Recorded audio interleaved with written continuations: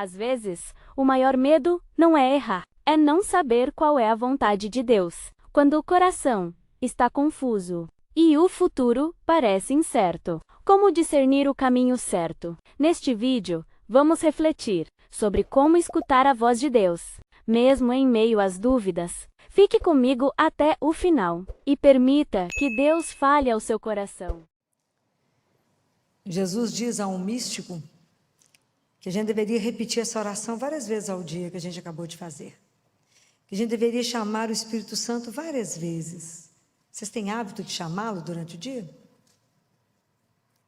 Não, né? A gente esquece, né? Antes das reuniões, antes das grandes decisões, antes de fazer alguma coisa, chame por ele, mas através do coração imaculado de Maria. Ela é a Santíssima Esposa dele, a amada esposa. Então, lembrem disso, que vocês tiverem que tomar uma decisão, né, estiverem diante de reuniões difíceis, às vezes a gente não sabe para que lado vai, chama o Espírito Santo de Deus, ele não vai negar ajuda. Muito bem, nós estamos vivendo o terceiro domingo da Quaresma, terceiro domingo da Páscoa, e nesse terceiro domingo, vocês imaginem, os discípulos já tinham passado pelo horror da crucificação,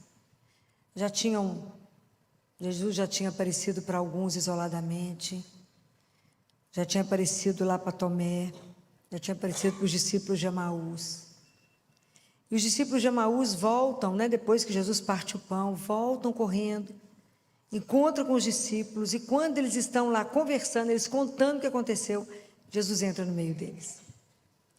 É como a gente aqui reunido, falando dele, e ele chega no meio deles. Pode imaginar o impacto?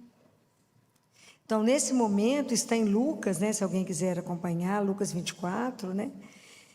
Então, na hora que Jesus entra e fala, a paz esteja convosco, eles ficaram espantados e com medo, com temor, porque acharam que era um espírito. Jesus, que conhece tudo, sabe de tudo, falou, por que estáis perturbados e por que vocês têm tantas dúvidas em vossos corações? Ele fala, sou eu mesmo, sou eu. Pode pegar, pode encostar. Mas eles estavam tão, né, era tanta alegria, ao mesmo tempo tanta surpresa, pode imaginar que dimensão era essa que eles podiam, não conseguia imaginar o que Jesus tinha para eles, né? Imagina, tinham visto ele sofrer, tinha visto aquela carne flagelada, tinha visto ele machucado, tinha visto ele cego de um olho, tinha visto tudo o que aconteceu, e de repente Jesus aparece no meio deles e fala a paz. Jesus não chegou cobrando, não chegou falando, vocês sumiram, né? Aquela hora não ficou ninguém, hein? Mas a gente viu, está apavorado, se ele ressuscitou, nós fugimos, o que ele vai fazer aqui agora conosco?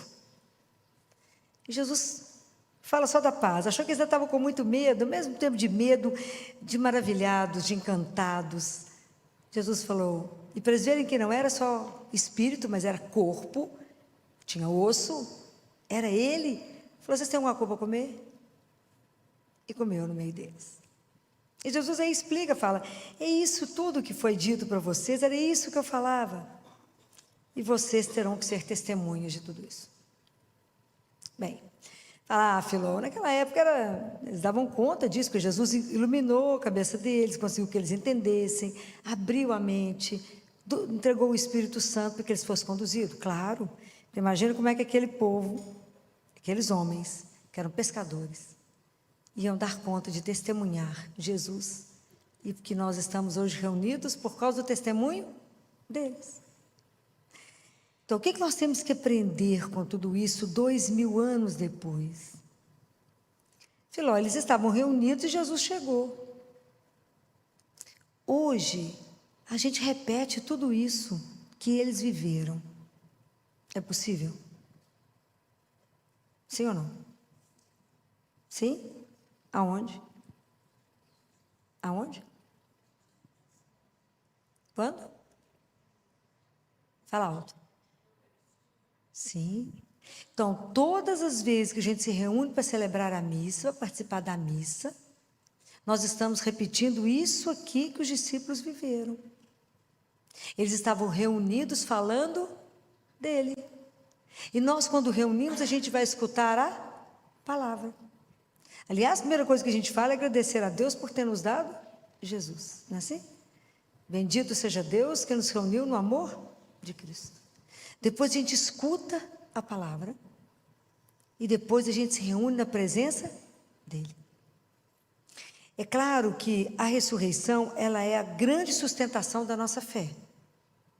E isso é uma coisa que tem que ser fortalecida, dita, conversada, porque é nela que nós nos seguramos. Como diz São Paulo aos Coríntios, se Jesus não ressuscitou, nossa fé é vã, é perdida, é tempo perdido a gente estar aqui. Mas é claro que a consciência de que Jesus está vivo no meio de nós, isso cresce de uma forma muito lenta, porque somos muito frágeis, e a gente mais duvida do que crê. Então, de verdade, quantas dúvidas temos que de verdade Jesus se coloca no meio de nós, que na hora que o padre faz a consagração, a partir daquele momento, nós temos Jesus vivo. A gente não pensa nisso. A gente acredita nisso mais ou menos. Porque se de verdade acreditássemos que Jesus está vivo no meio de nós, aquele Santíssimo ficaria sozinho como ele fica? Não ficaria. Jesus diz isso a um monge. Naquele livro Ensine e Eze, ele fala: se os meus filhos tivessem certeza da minha presença viva, as igrejas não caberiam. Isso é ele que fala. Do nascer ao pôr do sol teria fila, mas as pessoas não creem na minha presença ali. Não creem. Não creem que eu posso chegar ali, ele está vivo. Eu falo e ele me escuta. E se eu calar, e se eu caminhar, eu vou poder escutar o coração dele bater. Ele está vivo. Quantos milagres eucarísticos estão descritos no mundo? Inúmeros. Tem livros de milagres eucarísticos. Que Jesus se coloca naquele momento, que a hóstia se transforma em pão. Então, por que nós não acreditamos? E porque eu sempre digo que a intimidade vai gerando descaso. Nós já esquecemos que Jesus é o grande tesouro da nossa vida. Por que a igreja está de pé? Porque ele permaneceu vivo no meio de nós. Vivo pela palavra quando eu escuto e vivo cada vez que eu recebo a Eucaristia. E vivo ali à nossa disposição para vir chorar, para vir cantar, para vir louvar, para vir agradecer, para vir contar um segredo, para dividir a vida com ele como um amigo. O dia que acreditássemos nisso, eu pergunto para vocês, nós teríamos problemas? Nem meio. Tudo a gente viria contar para Jesus. É o mesmo Jesus que andou na Galileia, isso é uma coisa tão fantástica, né? O mesmo Jesus que andou, que curou tanta gente, que fez o que fez, está aqui no meio de nós hoje. Então, por isso que a nossa caminhada é tão lenta, o nosso processo de conversão é tão devagar, por causa da nossa miséria. A gente vive nessa, igual os discípulos aqui, ó, num estado de encantamento e ao mesmo tempo um estado de, será que é verdade? E quantos duvidaram já, e quantos padres duvidaram, e quantas, o milagre de Lanciano, exatamente por causa da dúvida do sacerdote que olhou e falou, será? E aí, na hora, o pão se transformou em carne, e foi mandado para estudar pelos cientistas, e eles mandaram para o mosteiro escrito, o verbo se fez carne. Isso é fibra cardíaca e o sangue era sangue humano, O positivo. Que até hoje faz 5 coágulos, tem o mesmo peso junto e separado, dissolve e coagula. Esse milagre se repete todo ano. Está lá exposto, é só ir lá ver. Mas a gente duvida. Então, por isso a gente vem comungar e não presta atenção onde estamos indo. Quando o ministro passa, a gente continua sentado, a gente não levanta e se reverencia, e é Jesus vivo. E a gente vem comungar e traz um cachorro e segura ele no colo, o tempo do cachorro pegar na hóstia. Não pega porque eu coloco dentro da boca de quem traz aqui com o cachorro. Perdemos a noção do sagrado. E eu pergunto para vocês, é possível vivermos sem a Eucaristia? Não é ele a nossa força, é o nosso sustento. Ele é nossa vida, é o ar que a gente respira, é o nosso amor. Como é que eu posso ser transformado se eu não me encontro com Ele? E como é que eu posso ser testemunha dEle se Ele ainda para mim não é vivo? Como que eu posso testemunhar a beleza de caminhar com Deus que é vivo? Como eu posso testemunhar isso? Apenas se eu experimentar. E Jesus é de uma delicadeza tamanha que Ele permite que a gente possa experimentá-lo. Que a gente possa fazer uma vida na companhia de alguém que nos quer muito e nos ama muito. É só desejá-lo, é só querer. O dia que a gente pensar de verdade, que eu tenho a oportunidade todos os dias de encontrar com Ele, de conversar com Ele, eu deixaria de missa diária? Jamais. Jamais, as igrejas não caberiam. Mas a gente acostumou. Está errado. É preciso que a gente deixe de ser morno. É preciso que a gente volte ao primeiro amor. É preciso que a gente se converta. É preciso que a gente tenha uma alegria que inunde o nosso peito. É preciso que a gente tenha coragem de dizer: eu estou indo ao encontro do meu Senhor. Todos os dias eu tenho a graça de poder ser alimentada por Ele. Já imaginou que a gente pode receber isso? E por que não vamos? Porque não cremos. Crê mais ou menos. O pessoal fala assim: vamos à missa? Fala, missa? Sim, vou me encontrar com o Senhor. Eu vou ouvir a palavra e vou me alimentar do meu Deus. Daquele que me transforma, daquele que me carrega, daquele que tem um projeto imenso na minha vida, que se eu não atrapalhar, Ele cumpre. E eu hoje, por causa da vida que eu levo com Ele, eu posso testemunhar. E carrega essa alegria de ter Ele conosco. Compreende como a gente precisa de assumir de verdade a nossa fé e de assumir que somos hoje as testemunhas de Jesus, como os discípulos foram um dia. O mundo não precisa de palestra, não precisa de discurso, o mundo precisa de testemunho vivo. Por que o mundo é tão dividido assim? Porque nós, como cristãos, não vivemos isso. Nós primeiros temos que adorar a Jesus, que é o amor da nossa vida. A gente deveríamos começar o dia diante dele de joelho para pedir a bênção, a orientação, a luz, mostrar o que a gente gostaria de fazer hoje, falar: está de acordo com o seu projeto? Senhor, eu estou aqui para vos amar e vos servir. Só preciso de mim para ter a vida voltada para Ele, saber que caminhamos. A gente vem do amor, caminha no amor e voltamos para o amor. Então isso tem que estar na companhia de quem? Dele. E abandonamos Ele. E a gente se apega naquilo que não te dá sustentação. A gente vive de mentira, de ilusão, quando Ele é real. Quanto tempo a gente perde? Quanta tristeza carregamos, quanta mágoa no peito, quanta dificuldade, porque nos falta coragem de vir aqui e falar: oi.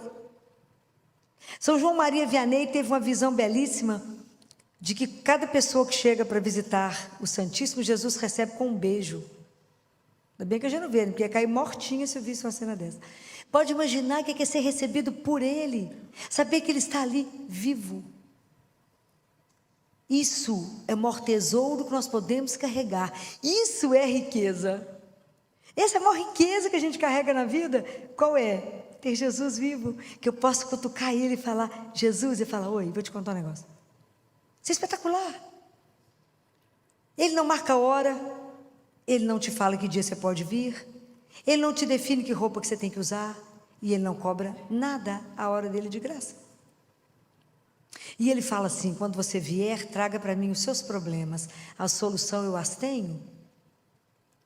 Olha que coisa espetacular, que eu posso chegar perto dele e falar: Jesus, eu vim te contar esse problema. O senhor falou que era só para contar, então tá bom. Então, o problema está dado. A partir de agora, eu estou por sua conta, já não tem mais problema nenhum, porque o Senhor vai resolvê-los.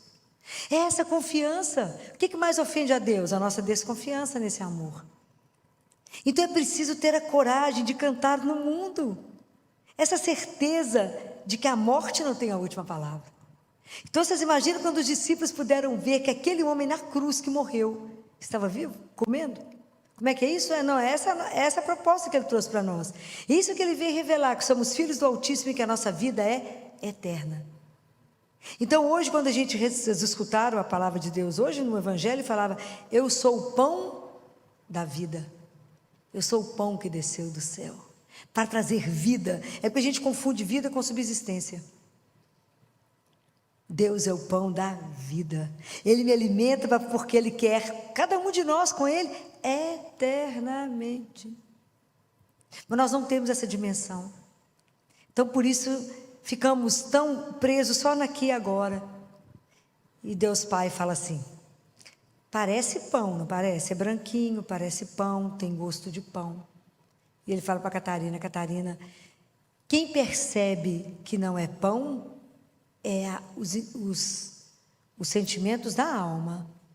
É Ele que percebe que não é pão, mas que é o próprio Deus.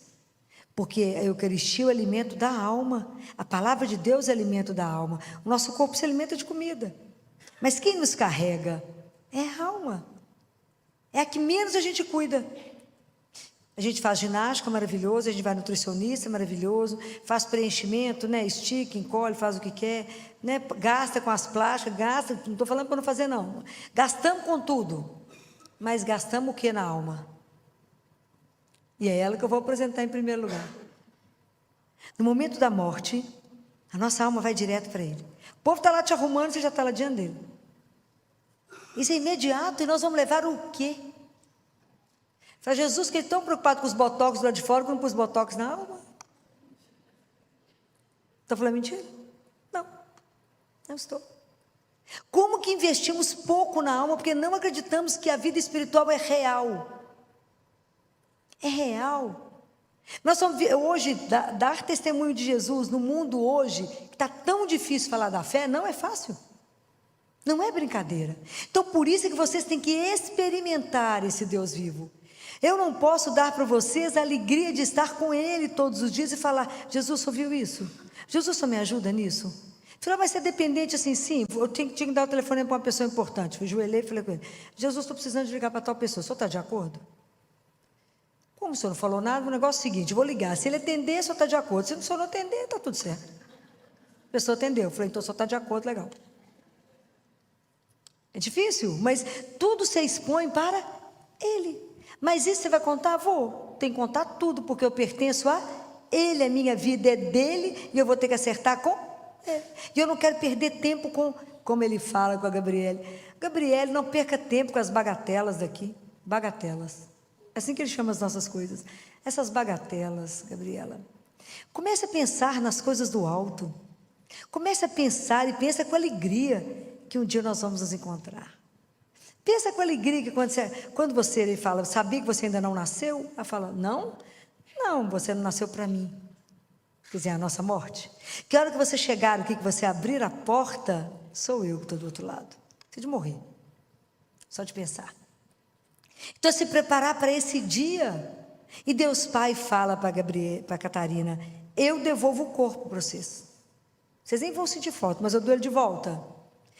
Isso é maravilhoso, pensar numa coisa dessa. Que aquelas pessoas que eu amo, que porque eu amo, eu permito que vá, um dia eu irei revê-las.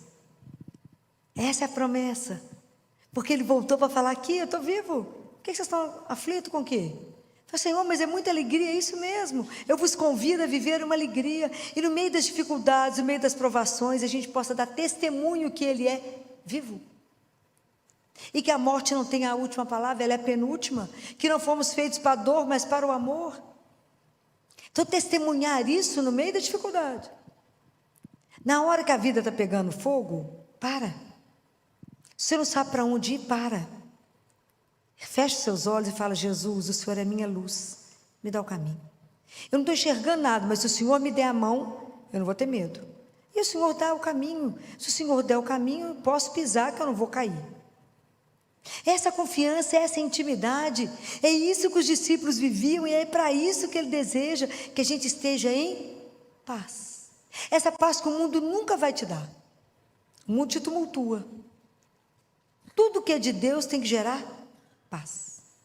Todos os sentimentos que geram paz em você não te pertencem, é dele. Todo pensamento bacana que a gente tem não vem de nós, vem dele.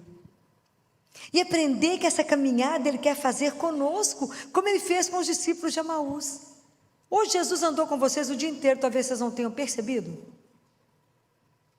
que Ele andou com vocês o dia inteiro.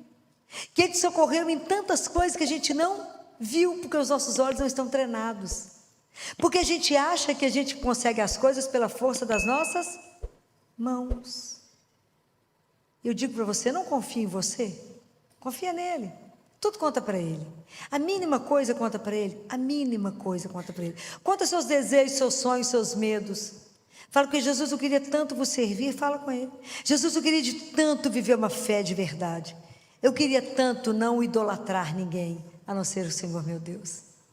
Eu não quero prestar atenção na minha conta bancária e ter ela como minha segurança, mas a minha segurança é ser o Senhor. Não no nome que eu carrego, no sucesso que eu faço, na beleza que eu tenho. Não é isso, no Senhor.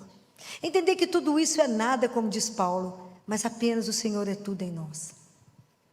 Será que nós, como cristãos, vamos dar conta de verdade de ter desejo, né? Guardem isso. Cristianismo é a religião do desejo. Deus nos deseja mais que a gente deseja Ele. Mas que a gente possa desejar Deus e falar, como que eu posso viver sem Ele? Por que eu preciso vir à Eucaristia? Por que eu preciso ser alimentada? Essas coisas são tão impressionantes que eu nunca tinha passado pela experiência de ficar sem Jesus muitos dias e meses. Como eu ganhei dele a graça que eu pedi de Eucaristia diária, eu devo ter mais de 30 anos de Eucaristia diária. Na pandemia, acabou. Na pandemia, a gente trabalhava todos os dias no hospital, fui da linha de frente, sozinhos. Eu e mais um grupinho parava na porta, ajoelhava na porta lá da igreja, lá do Colégio Arnaldo, e rezávamos o terço, de joelho no chão, no passeio, chorando, falando, o Senhor está preso aí, e nós estamos de cá. Nós precisamos do Senhor, e o Senhor é a nossa força, está preso. E numa época que a gente ficou preocupado, porque toda hora parava o carro da polícia, né? Porque teve uma época que o prefeito mandou tirar o povo da rua, né? E a gente estava lá de joelho, rezando. Precisava de força para ir trabalhar. Mas teve um dia que foi uma emoção. Mas foi uma emoção. Quando no sábado de manhã a gente estava trabalhando lá no hospital. E a gente estava dentro do CTI, estava discutindo, estávamos sentados. Estava a equipe de CTI, a oncologia, a nefrologia. Estávamos discutindo um caso grave. Quando de repente eu falei com o pessoal, gente, para um minutinho, será que é só eu que estou louco ou tem um sax tocando? Não tinha ninguém na rua, ninguém andava na rua, né? Era só a gente, né? Falava com Jesus, não tem ninguém, só nós dois. Não tinha ninguém na rua. Falei, tem um sax tocando? Falei, gente, tem um sax. Amo sax, né? Falei, vou lá na janela ver se tem alguma coisa acontecendo. Quando eu cheguei na janela, Deus guarde esse sacerdote que eu não sei quem é. Tinha um homem com ele tocando um sax e um sacerdote no passeio da Santa Casa com o Santíssimo elevado, dando a bênção. Achei que nós todos fomos morrer de chorar. Sabe aquela certeza absoluta que não estávamos sozinhos? Sabe aquela certeza, assim, de que eu fico super emocionada quando eu lembro dessa cena, porque foi uma coisa tão forte. E foi chegando as carinhas do povo, tudo naquelas janelinhas da Santa Casa. Naquela certeza, assim, eu estou convosco, não desanimem, não desesperem, não enfraqueçam, eu acompanho, eu estou aqui. E o padre ficou um tempo com o Santíssimo exposto, as pessoas colocando a mão para fora da... Era tão duro, né? Era aquele Deus que poderia mudar todas as coisas, é o Senhor que nos acompanha, que tem misericórdia de nós, e Ele de lá, de longe, a gente com a mão estendida, né? Daquele desejo de o encontrar. E aí eu falei com Jesus na minha casa, falei, Jesus, o senhor percebeu que eu vou morrer sem o Senhor? Eu não vou dar conta de sobreviver, eu não dou conta de ficar sem a Eucaristia, eu não dou conta de ficar sem o Senhor é minha força, o Senhor é a minha vida, como é que eu vou viver? Lutando com tanta dificuldade, com tanta coisa difícil, nós somos abandonados. Todo mundo falava, bate palma para os médicos, bate palma para a enfermagem, bate palma para a fisioterapia, vocês vão, nós estamos aqui guardados, vocês vão, não era assim? Bate palma para a turma que enfrenta, e nós estamos guardados.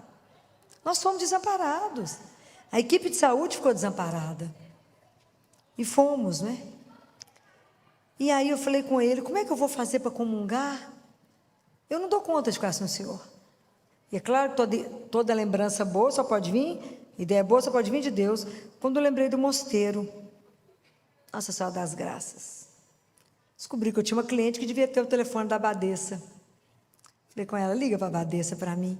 Pergunta para ela se eu posso ir fazer adoração. Eu não vou sobreviver sem adoração. Não vou. Eu sei que eu não vou sobreviver. E aí a Abadessa, falei, fala com ela que eu não vou contaminar ninguém. Eu não estou com Covid, eu não peguei Covid. Né? Eu vou ficar de fora. Devem ter uma capela mais separada. E aí a Abadessa falou, não, fala com a Filó que ela pode vir fazer adoração quando ela quiser. Achei que eu fosse morrer no pedido de adoração. E ela falou, convida ela, fala com ela que o marido, que eles estão convidados para a celebração eucarística. De hora que eu recebi a Eucaristia, eu achei que literalmente eu fosse morrer. Sabe aquela emoção de reencontrar, de poder de verdade estar diante daquele que é o Senhor? De novo poder estar com Ele, de novo receber o abraço dEle, de novo receber a força dEle, de novo falar coragem. Nós estamos aqui, coragem, você não está só. Isso não tem preço. Isso não tem preço. Então, poder voltar a isso, a gente não pode acostumar, não podemos acostumar com a Eucaristia. A Eucaristia sempre tem que ser algo que vai fazer tremer as nossas pernas. A emoção de estar numa fila para poder estar diante dele vivo, isso não é uma brincadeira. Mas é claro que por isso o nosso processo de conversão é tão lento. Ele só começa, eu acho que a gente vai até o fim da vida. Mas a gente precisa meditar essas coisas, saber que isso não é uma brincadeira, que isso não é uma história, é real. Por que a igreja permanece? Porque Jesus ficou, Ele não foi embora. E hoje nós podemos encontrar com Ele todos os dias. E eu posso encontrar com Ele várias vezes no dia. Quando? Todas as vezes que eu vier ao Santíssimo. Mas aquele Jesus mesmo, eu posso ele falar com Ele? Pode. Ele escuta, Ele vê. E todas as suas palavras Ele guardará no coração dEle e vai usá-los. Pode falar. Exposto ou não. Ali Ele está em corpo, sangue, alma e divindade. Então tem um santo que fala assim, Senhor, faz de mim um inseto muito pequenininho para que eu possa passar na fechadura. E quando eu estiver lá dentro, me faça tão grande que eu nunca mais possa sair.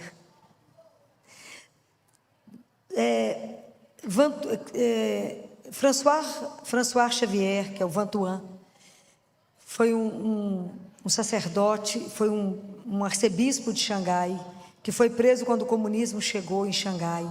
Os padres e as freiras foram levados para as lavouras, as igrejas foram incendiadas, as livrarias católicas foram incendiadas, e ele foi preso. E ele ficou preso 13 anos num lugar que não tinha nem janela. E aí, quando ele foi preso do jeito que ele estava, não tinha nada. Depois de alguns dias, perguntaram para ele se ele tinha algum remédio para tomar. E ele falou, eu tenho problema de estômago. E aí, quem recebeu a notícia entendeu que, na verdade, o que ele queria, não tinha problema de estômago, coisa nenhuma, que ele queria o vinho. E aí ele celebrava com a migalha de pão e uma gota de vinho na palma da mão a Eucaristia. Então ele fala que celebrou com cálice de ouro, de prata, nos melhores lugares ele celebrou, nas igrejas mais chiques ele celebrou, e ele passou a celebrar a Eucaristia diariamente na palma da mão, com uma gota de vinho e migalha de pão. E ele fala que foi a sobrevivência dele. Depois que ele saiu, que ele foi libertado, ele foi trabalhar no Vaticano, e o cardeal que cuidava do João Paulo II falou com ele, vem cá que eu vou te mostrar a capela do João Paulo II, Santíssimo lá. Ele foi e falou com ele assim, você vê alguma coisa diferente nessa capela? Ele falou, não. Ele falou, olha para o piso. Por quê? Porque nós mandamos trocar. Eu mandei trocar. Por quê? Eu mandei pôr madeira. Porque João Paulo II faz 7 horas de adoração por dia. Não é por semana. Ele visita o Santíssimo 7 vezes no dia e deita no chão prostrado. Por isso ele foi o Papa que ele foi. Tudo ele ia lá conversar com Jesus. Prostrava no chão 7 vezes no dia. A gente reza um terço, fala, não, rezei demais hoje, gente. 7 horas de adoração eucarística. Porque sabia de onde que ele estava. E o cardeal falou, nós temos certeza que ele o vê. Nós temos certeza. dia que vocês quiserem ler um livro espetacular sobre ele, chama o Papa dos Milagres, vocês verão quantos milagres João Paulo II fez de fazer um sinal da cruz em alguém. Vá ler, que o livro é escandaloso, assim. Teve um fotógrafo ateu do Vaticano que fotografou e se converteu por ver os milagres dele. Que depois ele ficou sabendo, né? Depois ele ia atrás e via os milagres. Mas por quê? Porque era Deus vivo com ele. É isso, é quando a gente caminhar com ele. Quando a gente fizer uma unidade. Vocês imaginam, eram 7 horas de adoração por dia. Eu faço uma luta para ver se as pessoas vão visitar Jesus uma vez por semana. Falo, gente, quinta-feira é dia da adoração. Vai ver Jesus, vai visitar. Então nós precisamos de entender que nós temos um tesouro, que é a nossa força, a nossa vida, e tudo sem restrição eu posso dizer, e tudo eu posso dividir, posso pedir luz, posso pedir sabedoria e falar, me ajuda. Eu não sei o caminho, eu quero voltar para casa, eu não quero vos ofender, eu não quero vos magoar, eu quero vos servir, eu não quero pecar, me ajuda. Você acha que ele vai negar a graça? Não vai. Então eu preciso que de verdade a gente assuma a nossa fé. De verdade a gente viva a nossa fé.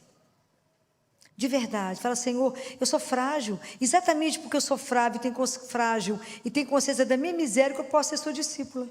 Eu posso andar atrás do Senhor, não sirvo para nada mesmo, mas o Senhor serve. O Senhor pode. Então não vamos perder isso. Que esse terceiro domingo da Quaresma, da Páscoa e essa semana que nós estamos vivendo, vamos pedir a Jesus a graça de ter amor ao Santíssimo Sacramento, de adorá-lo vivo ali na Eucaristia, mesmo que a gente não veja, não vamos ver, mas fala, Jesus, me ajuda, eu creio, mas venha de encontro à minha pouca fé. Eu creio, Senhor, que o Senhor está nas mãos daquele sacerdote, mas venha de encontro, aproveita quando o sacerdote levantar a hóstia, como eu pedi a ele uma vez, eu posso dizer a vocês, eu falei, Jesus, aproveitando a sua santíssima presença, me dê a graça, eu preciso da missa diária, foi assim que eu consegui, eu preciso, o Senhor não precisa de mim, mas eu não posso viver sem o Senhor, me ajuda, me dá um jeito de fazer missa diária, Ele deu. Então assim, se a gente precisa pedir, aproveitem na hora que o sacerdote está ali, aproveitem a hora que vocês vêm aqui e falam com ele, me ajuda. Você acha que ele vai negar? E ele falou, quando vocês vierem, eu só quero, não programa o que você tem que dizer, é um encontro de amigos. Amigos, assim que ele chama, eu falo, gente, que oportunidade nós temos de poder chamá-lo de amigo, e ao mesmo tempo de meu Senhor. É aquele que divide até o café, mas ao mesmo tempo eu digo, meu Senhor e meu Deus. Só Ele poderia nos oferecer essa dádiva. Então não percam isso. Isso é o maior tesouro que nós podemos ter. Que nada possa tirar de você. Se você ainda não consegue missa diária, mas que você não perca a oportunidade de assistir missa. E jamais perder a missa do domingo. Jamais. Peça a Ele a graça. Fala, Jesus, eu preciso dessa graça. Eu preciso me alimentar, eu preciso ter disposição, preciso ter alegria. Eu preciso. Me ajuda. Somente Ele pode nos dar isso. Então que a gente possa viver isso para poder ser testemunha de um Deus vivo. E eu quero terminar com um poema de Vantuan. E ele nos diz assim: só Deus pode dar a fé, mas vós podeis dar o vosso testemunho. Só Deus pode dar a esperança, mas vós podeis dar a confiança aos vossos irmãos e irmãs. Só Deus pode dar o amor, mas vós podeis ensinar os outros a amar. Só Deus pode dar a paz, mas vós podeis espalhar sementes de unidade. Só Deus é o caminho, mas vós podeis mostrá-lo aos demais. Só Deus é a luz, mas vós podeis fazê-la resplandecer aos olhos de todos. Só Deus é a vida, mas vós podeis dar aos outros vontade de viver. Só Deus pode fazer aquilo que parece impossível, mas vós sereis capazes de fazer aquilo que é possível. Só Deus é suficiente por si mesmo, mas Ele prefere contar conosco. Quando Jesus apareceu, da ressurreição até Pentecostes, a grande figura que permaneceu com eles, ajudando eles a rezar, e ajudando eles a terem perseverança, estarem reunidos em oração, foi Nossa Senhora. Então a devoção popular colocou, porque isso é de abril em geral a junho, que é Pentecostes. No meio de abril a junho é o mês de maio. Então a devoção popular colocou o mês de maio como mês de Nossa Senhora. Porque ela é sempre quem nos ajuda a permanecer em Deus. É ela que nos ajuda nos ensina a obediência, é ela que nos ensina a amá-lo, é ela que nos ensina a adorá-lo, e ela que nos ensina que depois de adorá-lo e de amá-lo, a gente vai em direção ao irmão. Mas primeiro eu estou com ele, eu me alimento dele, para depois estar com o outro, como Madre Teresa. Madre Teresa ficaram algumas horas em adoração, e depois ela ia trabalhar. Primeiro ela se enchia do amor dele, para depois levá-lo aos outros. Não tente mudar a ordem, porque não dá certo. Até para ajudar alguém, eu preciso de Deus. Tudo a gente precisa dele. Então a adoração é a maior das caridades. Primeiro eu preciso dele, para que ele me ensine a amar. Porque sem Deus, nós somos pobres demais para amar os pobres. Que Deus tenha misericórdia de nós, da nossa miséria, e nos ajude a experimentá-lo, a viver essa relação de amor, para que a gente possa revelar aos outros o quão maravilhoso é caminhar com Deus vivo. Que Nossa Senhora nessa noite interceda por cada um de nós. Que assim seja. Amém. Deus continua agindo, mesmo quando tudo parece silencioso. Se desejar, compartilhe esta mensagem com alguém que precisa de esperança hoje. E continue caminhando conosco. Que Deus abençoe sua vida.